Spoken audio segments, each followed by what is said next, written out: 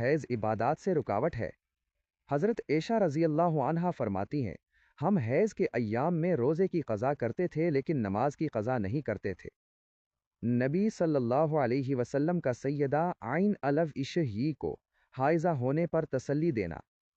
سیدہ عائشہ رضی اللہ عنہا فرماتی ہیں، میں حالت حیض میں تھی اور حج کے لیے احرام باندھ لیا تھا۔ رسول اللہ صلی اللہ علیہ وسلم نے فرمایا، یہ ایسی چیز ہے جو عورتوں کو پیش آتی ہے، پس تم حج کے باقی اعمال ادا کرو، صرف طواف بیت اللہ نہ کرو جب تک پاک نہ ہو جاؤ۔ حائضہ عورت کا مسجد میں داخلہ۔